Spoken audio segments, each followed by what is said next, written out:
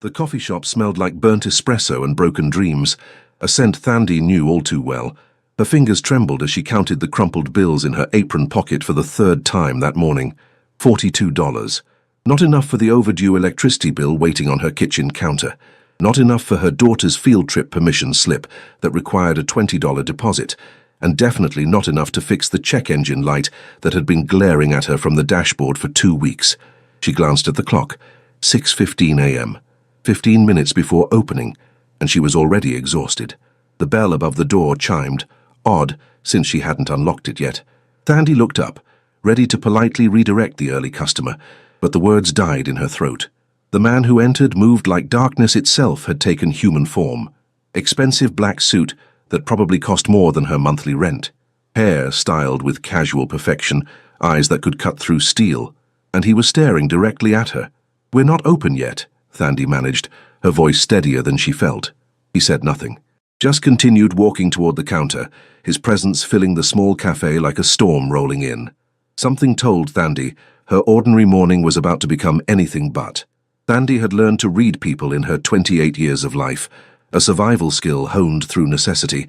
The businessman who'd leave a generous tip if you remembered his order, the college student who'd try to linger past closing time, the manager who'd dock your pay for being 2 minutes late. But the man standing before her counter, he was a language she'd never learned to speak. "I said we're not," she began again. "I heard you." His voice was low, accented, the kind that suggested English was a second language he'd mastered, with the same precision he seemed to apply to everything else. "I'll wait." He settled into a corner booth as if he owned it, as if he owned the entire building. Maybe he did. Thandi wouldn't be surprised. She'd worked at the daily grind for 3 years, and had never seen Helen Wu, the owner, defer to anyone. But something about this man suggested people deferred to him. Thandi forced herself to focus on opening procedures, cash register, coffee machines, pastry display, normal tasks, normal morning. She absolutely would not keep glancing at the stranger who sat with the stillness of a predator. She failed spectacularly. At precisely 6:30, she flipped the sign to "Open." He rose immediately, approaching the counter with measured steps. "What can I get you?" Thandi asked, pen poised over her order pad, the old-fashioned kind Helen refused to replace with tablets. "Black coffee, nothing else." Of course, no cream, no sugar, no unnecessary softness. She should have guessed. Size? Large. Thandi rang it up. $4.50. He reached for his wallet, and that's when everything went sideways.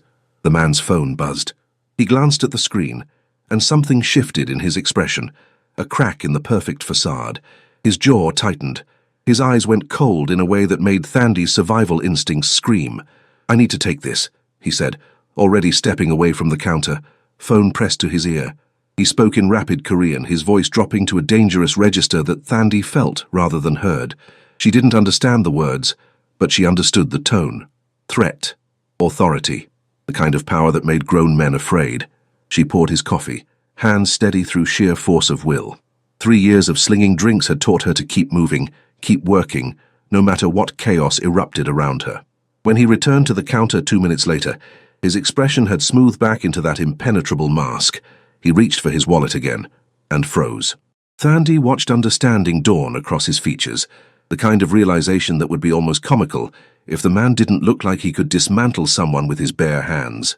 "I don't have my wallet." The words hung in the air between them. Thandi glanced at the coffee, at the man, at the growing line of actual morning customers beginning to form behind him. She should ask him to step aside. Should politely but firmly request he return with payment. Should absolutely not do what her idiot brain was suddenly suggesting. "It's fine," she heard herself say. "On the house." His eyes snapped to hers. "Excuse me?" "The coffee. It's fine. You can pay next time." The lie rolled off her tongue with practiced ease. There wouldn't be a next time. Men like him didn't return to places like this, and they certainly didn't remember small kindnesses from women like her. "I don't accept charity." The ice in his voice would have made a lesser person back down. Thandi had been working minimum wage jobs since she was 16.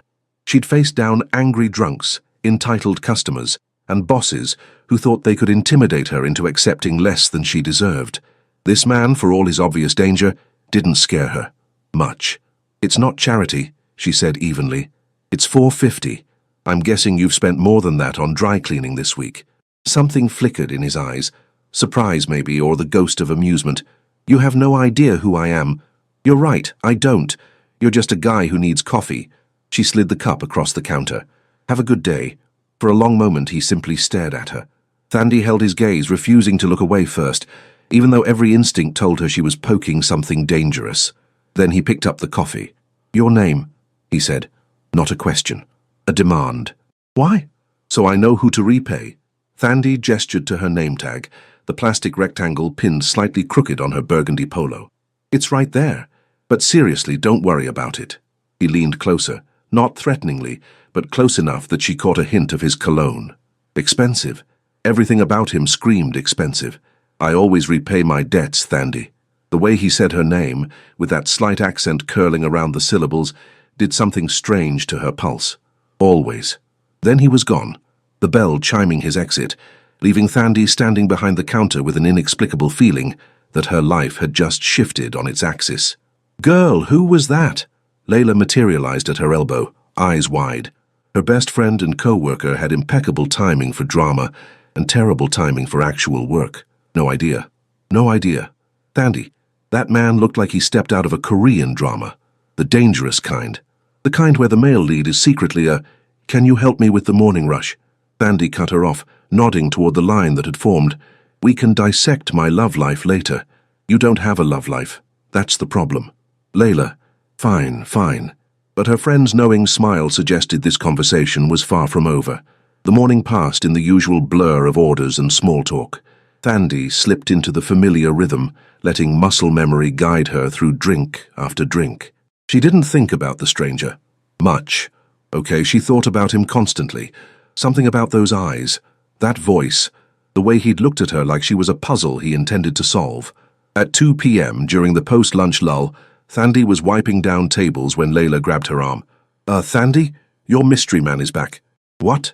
But sure enough, there he was, walking through the door in a different suit, charcoal grey this time, flanked by another man who looked like he could bench press a car. The stranger approached the counter. Thandi met him there, pulse inexplicably racing. "I came to repay my debt," he said, placing a black credit card on the counter.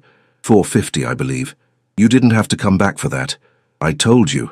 I always repay my debts." He paused. "I'd like to order another coffee." "Large, black." Thandi rang it up, swiped his card. The name on it read An Junseo. She filed that information away. As she prepared his drink, she felt his gaze on her. Steady, assessing. "You work here every day?" he asked. "Most days." "Why?" "Curiosity." She handed him the coffee. "Well, mystery solved. Thanks for coming back, Mr. An." He smiled then. A small thing, barely there, but it transformed his entire face, made him look almost human instead of carved from marble. "Just Junseo," he said, "and I'll be seeing you again, Thandi." It wasn't a question, it was a promise. After he left, Layla appeared at her shoulder. "Okay, so we're definitely talking about this later, right?"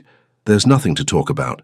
"Girl, that man just drove across town to pay you back $4.50, and look at you with those eyes. There's everything to talk about." Thandi wanted to argue, wanted to insist Layla was reading too much into a simple transaction. But when she got home that night to her tiny apartment, when she tucked her 8-year-old daughter into bed and counted her meager tips, she found herself thinking about Junseo's parting words. "I'll be seeing you again." And the terrifying part? She wanted him to. Junseo returned the next morning, and the morning after that, and every morning for the next week. Always at 6:30, right when Thandi opened, always ordering the same thing, large black coffee, always staying for exactly 15 minutes, sitting in that corner booth, watching her work with those unreadable eyes. "This is getting weird, right?" Layla whispered on Thursday morning, watching Junseo settle into his usual spot. "Like, should we be concerned?" "He's just a regular customer," Thandi said, not quite believing it herself. "Regular customers don't look at you like you're the only person in the room. Regular customers don't have bodyguards waiting outside. Regular customers don't—" "Layla, please." But her friend had a point. There was nothing regular about An Junseo. On Friday, everything changed. Thandi was restocking pastries when Helen Wu emerged from her office, her normally composed face tight with stress. "Thandi, can I see you for a moment?" Her stomach dropped. Those 6 words had preceded every job loss, every financial disaster, every piece of bad news in her adult life. In Helen's cramped office, the older woman sat heavily in her chair. "I need to tell you something, and I need you to stay calm." "Okay," Thandi said slowly. "The shop is being sold." The world tilted. "What?" "I didn't have a choice. There's been pressure from certain parties who've made it clear that refusing would be bad for business. Bad for me." Helen's hands trembled as she folded them on her desk. "The new owner takes possession on Monday." "Who's buying it?" "I can't say. But I've been assured that all current employees will keep their positions. You're not losing your job, Thandi. It should have been reassuring. It wasn't. How long have you known?" 2 weeks. "I'm sorry I didn't tell you sooner. I was trying to find another option, but—" Helen trailed off, looking older than Thandi had ever seen her. When Thandi returned to the counter, Junseo was waiting, coffee in hand, eyes tracking her every movement. "Everything all right?" he asked. The concern in his voice surprised her. "Why do you care? You look upset." She shouldn't confide in him, shouldn't unload her problems on a customer, no matter how regular. But stress and exhaustion made her reckless. "The coffee shop is being sold. My boss won't tell me who's buying it, which means it's probably some corporation that'll gut the place and turn it into another soulless franchise." She laughed bitterly. "But hey, at least I still have a job, right?" Junseo's expression remained neutral, but something flickered in his eyes. "You're afraid." "I'm always afraid," she admitted, before she could stop herself. "Fear is part of the job description when you're living paycheck to paycheck. It shouldn't be." "Yeah, well, tell that to reality." He set down his coffee. "Have dinner with me." Thandi blinked. "What?" "Dinner. Tonight." "Why would I have dinner with you?" "Because you need to eat, and I suspect you usually don't. Because you're stressed and a good meal might help. Because I'm asking." "I have a daughter," she blurted out, then immediately regretted it. Why had she told him that? "How old?" "8. What's her name? Why do you want to know?" Junseo leaned against the counter, and for the first time since she'd met him, his expression softened into something almost gentle. "Because you're important to her, which makes her important to me." The words hung between them, loaded with implications Thandi wasn't ready to examine. "Her name is Zoe," she heard herself say. "Bring her. There's a Korean restaurant 3 blocks from here. Quiet, private, excellent food. 7 o'clock. I can't accept—" "You paid for my coffee when I had nothing. Let me return the favor properly." He straightened. "It's just dinner, Thandi, not a marriage proposal." Something about the way he said it, dry, almost amused, made her lips twitch despite herself. "Fine, dinner, 7 o'clock, but I'm paying for myself. We'll see about that." That evening, Thandi stood outside Hanabi's kitchen with Zoe's small hand in hers, second-guessing everything. This was insane. She barely knew this man. He was clearly wealthy, clearly dangerous in ways she couldn't quantify, and clearly interested in her for reasons she didn't understand. "Mommy, is that the restaurant?" Zoe asked, tugging her hand. "Yeah, baby. Listen, if anything feels wrong in there, if you're uncomfortable at all—" "Thandi." She turned. Junseo stood a few feet away, having appeared with that unnerving silence he seemed to cultivate. But his attention wasn't on her. He was looking at Zoe. He crouched down, bringing himself to eye level with her daughter. "You must be Zoe. I'm Junseo. Your mother told me about you." Zoe, usually shy around strangers, studied him with surprising boldness. "You're the coffee man." His lips quirked. "I suppose I am. Mommy says you come to her work every day." "That's true. Why?" "Zoe," Thandi warned, but Junseo held up a hand. "It's a fair question." He met Zoe's eyes.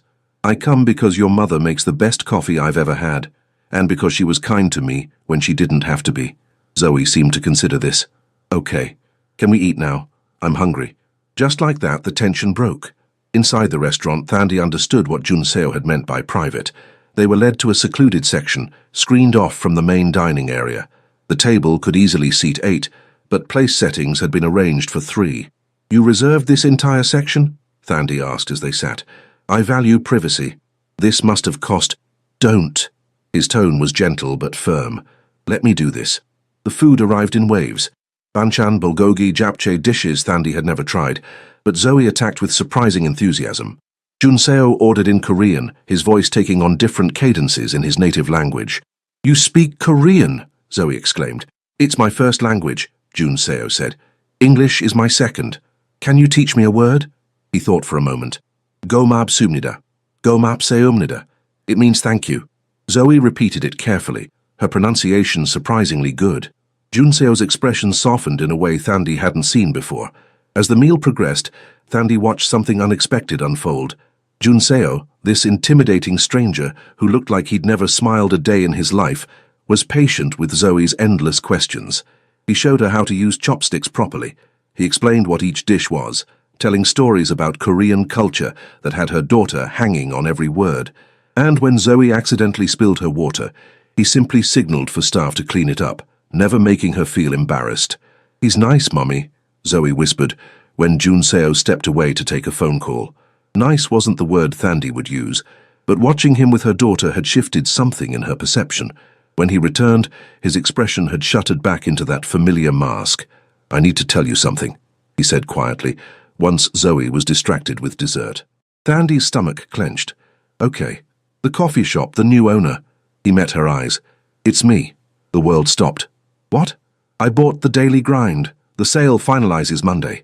Thandi stood so abruptly, her chair scraped against the floor. "You... this whole time?" "Thandi, were you just playing with me? Is this some kind of game for you?" Zoe looked up, alarmed by her mother's tone. Junseo noticed immediately. "Not here," he said quietly. "Your daughter doesn't need to see this." He was right, damn him. Thandi forced herself to sit, to smile reassuringly at Zoe, to pretend her world wasn't imploding. They finished the meal in tense silence. When Junseo's driver pulled up outside, Thandi declined his offer of a ride home with barely controlled fury, but as she turned to leave, he caught her wrist, gentle, not restraining. "Monday morning, before the shop opens. Come early. Let me explain." "Why should I?" "Because you deserve the truth." His eyes held hers. "And because I think you know I'm not playing games with you." Thandi pulled her wrist free, took Zoe's hand and walked away. But Monday morning found her at the Daily Grind at 5:30 a.m., unlocking the door to find Junseo already inside, waiting in the darkness like a promise she wasn't sure she wanted him to keep. The coffee shop felt different in the pre-dawn darkness, with Junseo standing in it like he owned the place, which, Thandi reminded herself bitterly, he did now. "So you came," he said. "You said you'd explain." "I will, but first coffee. I suspect we'll both need it." The audacity of him making himself at home behind her counter. No, his counter now. Thandi watched him move through the space with surprising familiarity, pulling espresso shots with the competence of someone who'd actually paid attention during her morning routine. He handed her a cup. Perfect temperature. Perfect crema. Of course. "Talk," she said. Junseo leaned against the counter, cradling his own cup. "I run a business. Multiple businesses, actually. Some legitimate, some..." He paused, seeming to choose his words carefully. "Less conventional. You're a criminal." "I prefer entrepreneur with flexible ethics." The corner of his mouth twitched. "But yes, Thandi, I'm what you might call a criminal, though I'd argue the classification is more nuanced than that." She should be afraid. Should run. Should absolutely not be standing here calmly drinking coffee with a man who'd just admitted to being exactly what she'd suspected. "Why the coffee shop?" "I was looking for a legitimate business to acquire. Something clean, something stable. Helen Wu was vulnerable. She'd taken a loan from the wrong people, people who would have ruined her if she didn't comply with their demands. I made them a better offer. She got out of her debt. I got the property." "How noble of you." "I never claimed nobility." He set down his cup. "But I want you to understand something. I bought this place before I met you. The deal was in motion weeks before I walked through that door without my wallet. Convenient timing. Coincidence. But I'll admit, once I met you, my interest in this particular acquisition intensified." Thandi's heart hammered. "Why?" "Because you gave me coffee when I couldn't pay. Because you didn't know who I was and didn't care. Because you looked at me like I was just a person, not a name or a reputation." He moved closer. "Do you know how rare that is in my world? I'm not interested in being some novelty for you, some normal girl fantasy to spice up your criminal empire. That's not what you are. Then what am I?" The question hung between them, charged with something Thandi wasn't ready to name. "I don't know yet," Junseo admitted. "But I intend to find out." Before she could respond, her phone buzzed. Zoe's school. Her stomach dropped. They only called this early for emergencies. "Hello? Miss Thandi, this is Principal Morrison. I'm calling because Zoe's emergency contact information has you listed as working at the Daily Grind, and we need you to come pick her up. She's running a fever. I'll be right there." Thandi grabbed her purse, mind already racing through logistics. She'd have to call Layla to cover her shift, find money for a doctor's visit they couldn't afford, pray it wasn't serious. "I'll drive you," Junseo said. "What? No, I can..." Your car's check engine light has been on for weeks. I've seen you park. The engine sounds like it's dying. My car is right outside." He was already moving toward the door. "We're wasting time arguing." He was right. Thandie hated that he was right. The drive to Zoe's school took 12 minutes in Jun Seo's sleek black sedan. His driver, Jin Young-ho, navigated traffic with military precision while Jun Seo sat beside her in the back seat, giving her space but remaining quietly present. "She's going to be fine," he said softly. "You don't know that." "You're right, but panicking won't help her." Thandie wanted to snap at him, but the steady calm in his voice actually helped. She focused on breathing, on not imagining worst-case scenarios. At the school, Zoe was curled up in the nurse's office, looking small and miserable. Her face lit up when she saw Thandie. Then confusion crossed her features when Jun Seo appeared in the doorway behind her mother. "Mr. Jun Seo?" "Hello, Zoe." He stayed back, letting Thandie go to her daughter first. "I heard you're not feeling well." "My tummy hurts." The nurse explained it was likely a stomach bug going around. Nothing serious, but Zoe needed to go home and rest. "I can call you a car," the nurse offered. "I know you usually take the bus." "I have a ride," Thandie said, hating the necessity but grateful for it. In the car, Zoe fell asleep against Thandie's shoulder. Jun Seo made a quick call in Korean, his voice low and commanding. When he hung up, he turned to her. "My personal physician will meet us at your apartment in 20 minutes. "I can't afford a personal. It's already arranged. He owes me a favor." "Why are you doing this?" Jun Seo looked at Zoe's sleeping face, and something in his expression shifted, softened in a way that made Thandie's chest ache. "Because she's 8 years old and sick. Because her mother is terrified. Because I can help." He met Thandie's eyes. "And because I'm beginning to realize I'd do just about anything to keep either of you from suffering if I can prevent it." The truth in those words terrified her more than any admission of criminality. Dr. Kim was waiting outside her apartment building when they arrived, a kind-faced man in his 50s, who examined Zoe with gentle efficiency and confirmed the nurse's diagnosis. Stomach bug, rest and fluids should pass in 48 hours. "Thank you," Thandie told him. "How much do I—" "Already handled," Dr. Kim said, glancing at Jun Seo with something that looked like respect and fear in equal measure. After the doctor left, Thandie got Zoe settled on the couch with her favorite blanket. When she returned to the small kitchen, Jun Seo was still there, looking completely out of place in her cramped apartment with its second-hand furniture and peeling linoleum. "You can go," she said. "I've got it from here. When was the last time you ate?" "I'm fine." He moved to her refrigerator, opened it, and stared at the mostly empty shelves. His jaw tightened. "Thandie, don't," she warned. "Don't you dare pity me." "It's not pity." He closed the refrigerator with careful control. "It's rage that someone like you has to choose between feeding your daughter and paying your electric bill. It's frustration that the world is so fundamentally broken that good people suffer while monsters like me prosper." "You're not a monster." The words surprised them both. Jun Seo crossed the small kitchen in 2 strides, stopping just short of touching her. "You don't know what I've done." "No, I don't. And maybe I don't want to." Thandie met his eyes. "But I know you came back to pay for a $4 coffee. I know you were patient with my daughter. I know you didn't have to help today, but you did.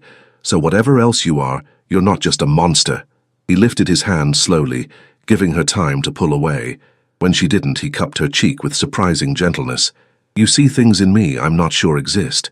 Or maybe I see things you've forgotten were there." The air between them crackled with tension. Jun Seo's thumb traced her cheekbone with devastating softness. "I should go," he said, but didn't move. "Yeah," Thandie breathed. "You should." Neither of them moved.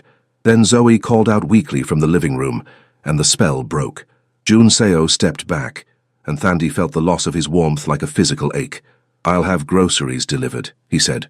"Don't argue. You need to eat." Jun Seo, "And your car will be fixed tomorrow. Jin Young-ho will handle it." "I can't accept—" "You can, you will." He moved toward the door, then paused.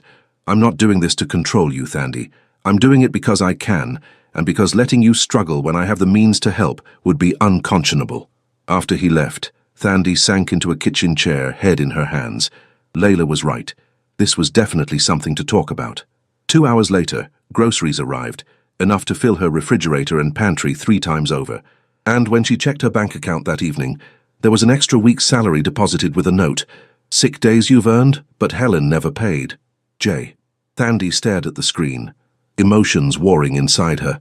She should be angry, should feel manipulated, should resent his interference in her life. Instead, for the first time in 8 years, she felt the terrifying, dangerous sensation of being cared for, and she had no idea what to do with that. Monday morning, Thandi returned to work to find everything changed and nothing changed. Same coffee shop, same menu, same co-workers, but Junseo's presence permeated every corner of the space now.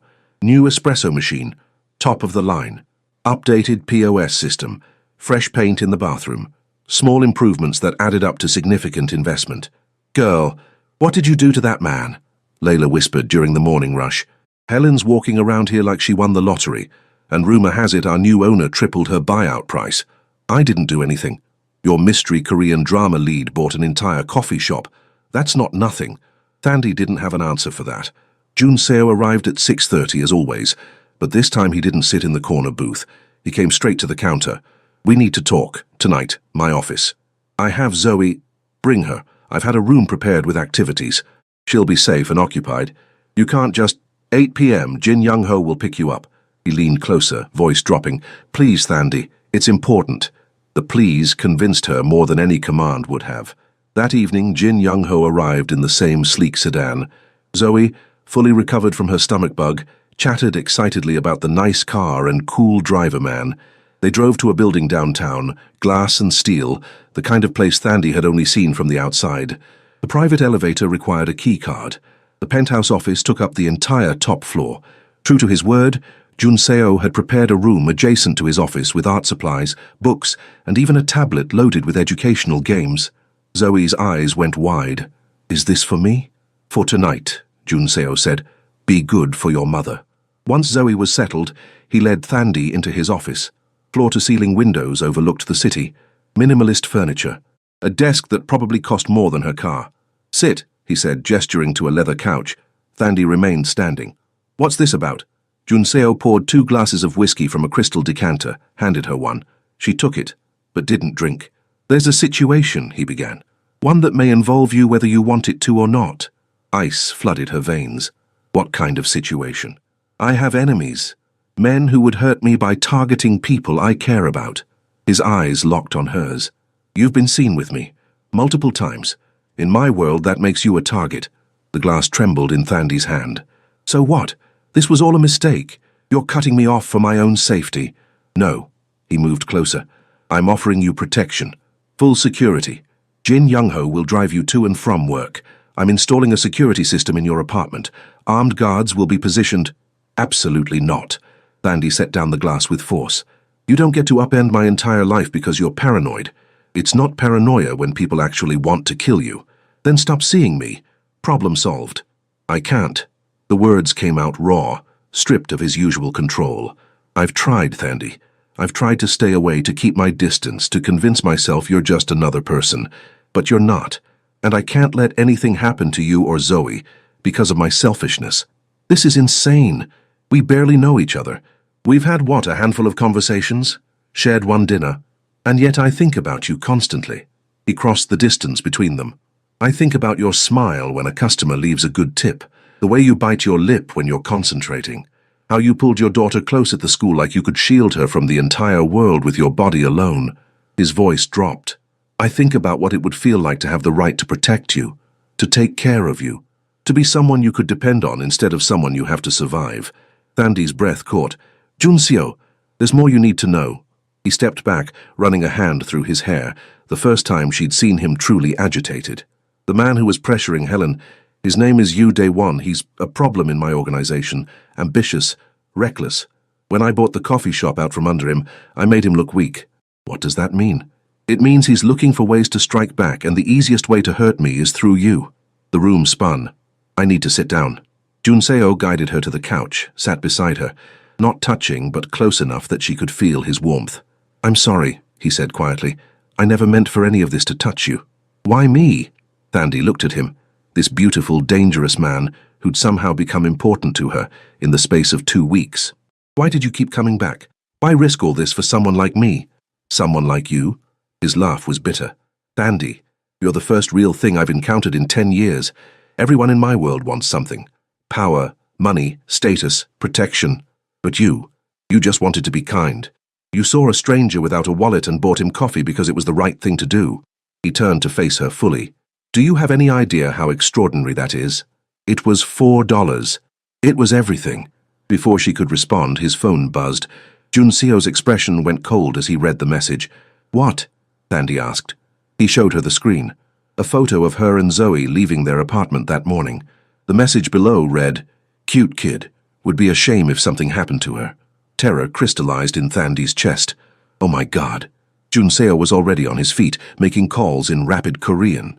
Within seconds, Jin Young-ho appeared at the door. Get them to the safe house, Junseo ordered. Now. What? No. Thandi stood. You can't just... They threatened your daughter. His eyes blazed with fury so intense she actually stepped back. They threatened Zoe. So yes, Thandi, I absolutely can and will move you somewhere they can't reach you. For how long? As long as it takes to eliminate the threat. The words hung in the air, loaded with violent promise. You're going to kill him, Thandi whispered. This Day Won. You're going to kill him. Junseo didn't deny it. I'm going to protect what's mine. I'm not yours. He moved so fast she barely saw him coming, one hand cradling her face with devastating gentleness that contrasted sharply with the lethal promise in his eyes. Yes, you are. Maybe you haven't accepted it yet. Maybe I'm moving too fast, claiming too much. But that little girl in the next room deserves to sleep safely at night, and you deserve a life where you're not constantly afraid. His thumb brushed her cheek. So I'm going to handle this, and you're going to let me, because the alternative is something I absolutely cannot accept. Thandi should argue, should push him away, should grab Zoe and run from this entire impossible situation. Instead, she found herself leaning into his touch, tears sliding down her cheeks. I'm scared, she admitted. I know, but I've got you. Both of you. I promise. The door to the adjacent room opened. Zoe stood there sleepy-eyed and confused. Mommy, are we going home soon? Junseo crouched down to Zoe's level, his entire demeanor shifting to gentle reassurance. How would you like to go on an adventure? He asked. A special house in the mountains, just for a little while. Like a vacation. Exactly like that. Zoe looked at her mother. Thandi forced a smile, pushed down the terror, became the strong mother her daughter needed. Sounds fun, baby. Go grab your stuff. After Zoe skipped back into the room, Thandi turned to Junseo. If anything happens to her because of this, it won't. I swear on everything I am, Thandi. I will die before I let anyone hurt either of you. The terrifying part? She believed him. An hour later, Thandi and Zoe were in the back of a different car with Jin Young-ho at the wheel, driving toward mountains she couldn't see in the darkness. Junseo remained in the city to handle the situation. As lights faded in the rearview mirror, Thandi pulled Zoe close and prayed to a god she hadn't talked to in years that she hadn't just made the worst mistake of her life. The safe house wasn't a house. It was a compound.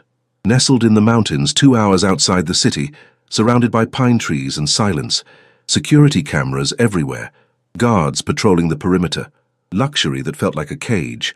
Zoe thought it was amazing. Thandi felt like she was losing her mind. 3 days passed with no word from Junseo. Jin Young-ho assured her everything was proceeding as planned, but refused to give details. Thandi spent hours staring at her phone, waiting for news that never came. On the 4th day, Layla appeared at the door. Oh, thank God. Thandi pulled her friend into a hug. How did you...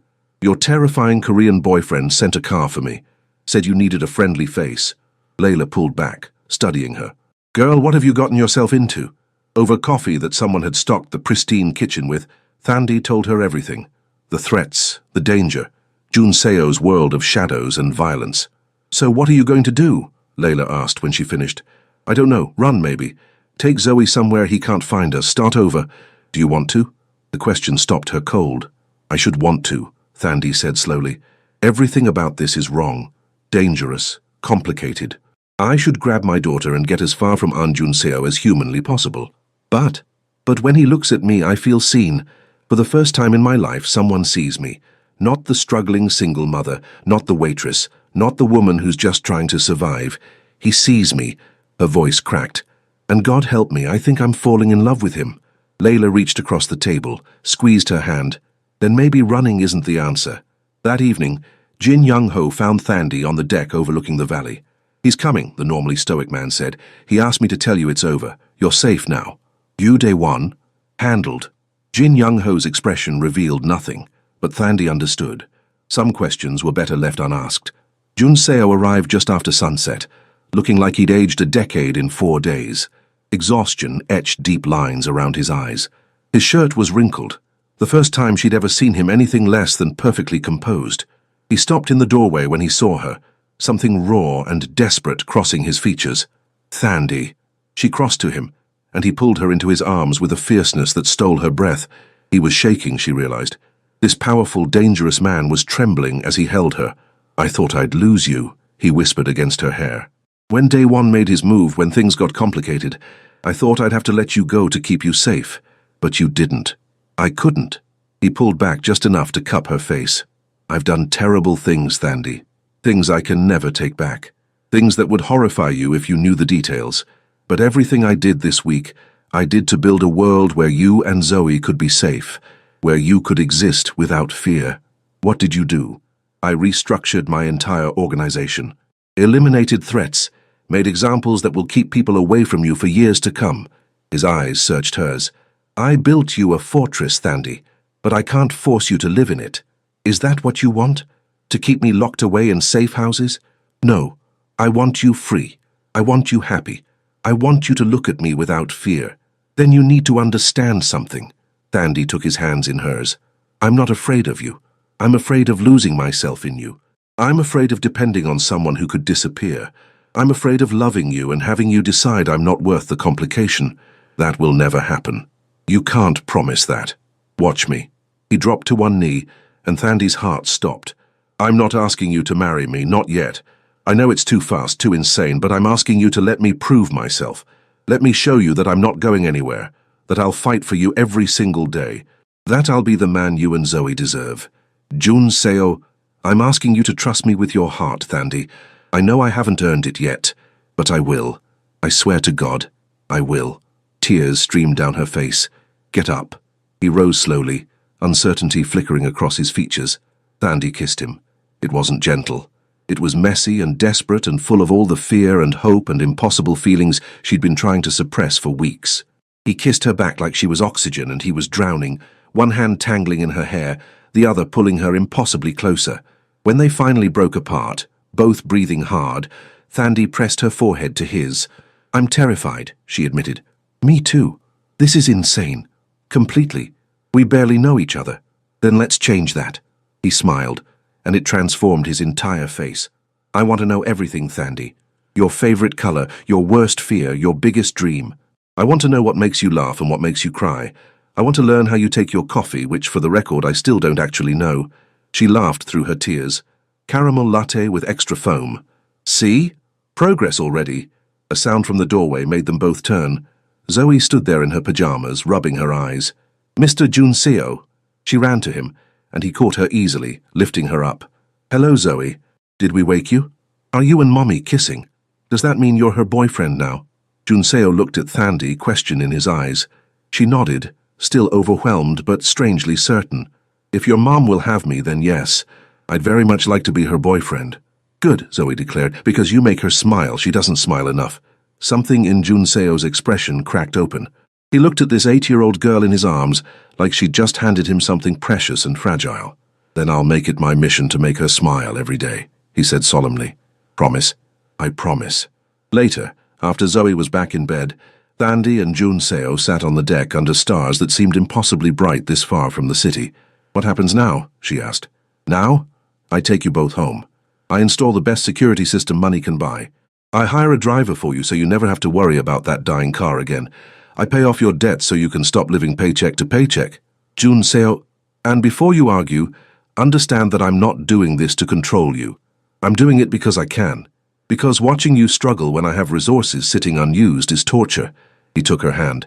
"You can keep working at the coffee shop if you want. You can quit and go back to school. You can do literally anything. But you'll do it without the constant weight of financial terror hanging over you. That's too much. It's not nearly enough." He turned to face her fully. "I'm wealthy beyond any reasonable measure, Thandi. Money I've made from businesses both legal and illegal, and all of it means nothing if I can't use it to make your life easier. I need to contribute. I need to feel like I'm not just a kept woman." His smile was wry. "Then contribute." But contribute from a place of choice, not desperation. Work because you want to, not because you'll be homeless if you don't. It was too much, too fast, too everything. And yet, looking at this man who'd somehow become essential to her in a matter of weeks, Thandi felt something she hadn't experienced in 8 years. Hope. Okay, she said. Okay? Okay. I'll let you help. I'll let you prove yourself. I'll let you into our lives. She squeezed his hand. But Junseo, if you hurt my daughter, I won't. I'll protect her like she's my own. I'll be the father figure she deserves. His voice roughened. I'll be the man you both deserve, or I'll die trying. That's dramatic. I'm a dramatic person. She laughed and he pulled her close, wrapping his arms around her as the mountain breeze whispered through the pines. I love you, he said quietly. I know it's too soon. I know I'm supposed to wait. But I've waited my entire life to feel like this, and I'm not wasting another second pretending I don't. Thandi's breath caught. Junseo, you don't have to say it back. Not until you're ready. I just needed you to know. She turned in his arms, studied his face in the starlight. This beautiful, broken, dangerous man who'd bought her coffee shop and restructured his criminal empire and learned her daughter's favorite color in the span of 4 days. Ask me in a month, she said. After you've seen me at my worst. After Zoe's had a tantrum and I've yelled and we've had a real fight about something stupid. Ask me when this isn't new and shiny anymore. And if I still love you then I'll probably love you back. His smile could have lit the entire mountain. I'll take those odds. 3 weeks later, Thandi stood in the renovated Daily Grind, now renamed the Daily Grind and Soul, with a menu that blended American coffee culture with Korean cafe traditions. Layla had been promoted to assistant manager. The staff had received raises across the board, and every morning at 6:30, Junseo walked through the door. Sometimes for coffee, sometimes just to see her smile. Always, always to remind her that fairy tales could happen, even to broke single mothers who'd only wanted to be kind, especially to them. 6 months later, Thandi stood in Junseo's penthouse apartment, the one they now shared, watching the sunrise paint the city in shades of gold. Behind her, she heard the sound of Zoe's laughter mixing with Junseo's deeper voice. He was teaching her Korean again, patient and gentle as always with her daughter. Their daughter, really. He'd made that clear 3 months ago when he asked Zoe's permission to formally adopt her. The paperwork was still processing, but in every way that mattered, Junseo was already her father. Thandi's phone buzzed. A message from Layla. Did he ask yet? She smiled. Her friend had been insufferable since Junseo had let it slip that he was ring shopping. But he was taking his time, making sure Zoe was comfortable, making sure Thandi was ready, making sure he'd earned them both. Mommy, Zoe called. Come see what Appa taught me. The Korean word for father came naturally now, Junseo's heritage blending with their little family. Thandi turned from the window to find Junseo watching her with that expression, the one that said she was his entire world. I love you, she said. Not for the first time, but it never got old. I love you too. He crossed to her, pulled her close. Both of you. Forever. Forever's a long time. Not nearly long enough. And as Zoe ran to join them, wrapping her small arms around both adults, Thandi thought about the day she'd paid for a stranger's coffee, how that simple act of kindness had changed everything. Some people might call it fate, destiny. Thandi called it grace. The kind of grace that took a broke single mother and a Korean Mafia boss and turned them into a family. The kind that proved love could bloom anywhere, even between darkness and light, even across impossible divides.